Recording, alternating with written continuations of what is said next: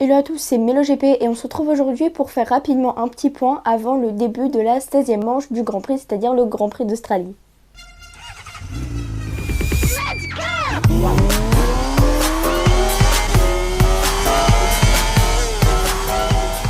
Plusieurs infos sont tombées ces derniers jours, donc on va mettre tout ça au clair.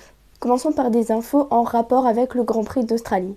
Côté météo, c'est pas la joie pour le dimanche, le jour de la course traditionnelle. Il y a des rafales de vent prévues entre 40 à 65 km/h, voire même 80 km/h par moment, ce qui est évidemment impossible pour les pilotes. On se rappelle en 2019, lors des qualifications, elles ont été tout simplement annulées puisque Miguel Oliveira a été sorti de sa trajectoire à cause du vent et ça devenait extrêmement dangereux. Voilà pourquoi il risque d'y avoir un petit échange entre la course traditionnelle du dimanche et la course sprint. Donc vous l'aurez compris, la course aura lieu le samedi et la sprint race le dimanche pour qu'il y ait donc moins de tours et moins de risques.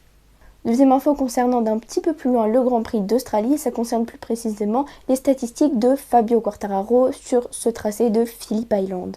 Comme vous le savez, avant chaque week-end de Grand Prix, le jeudi est le jour des médias et lors d'une interview, Fabio Quartararo a déclaré qu'il espère juste terminer la course puisque les autres années, il n'a jamais terminé le Grand Prix d'Australie en catégorie reine. Son meilleur résultat est 10e en Moto 2. Dernière info concernant Johann Zarco qui s'est exprimé lors d'une interview en parlant de la rumeur qu'il irait chez HRC à la place de Marc Marquez. Et c'est tout simplement car le projet HRC n'était pas assez construit pour les futurs 2 ans de Johann Zarco au sein de Honda et il a donc préféré rester avec LCR et s'investir un maximum ainsi qu'avec la team pour faire évoluer au mieux la moto et passer 2 ans plus potentiellement 1 an renouvelable stable au sein de la team LCR. Mais il reste une question, qui prendra la place de Marc Marquez au sein du team HRC Honda officiel?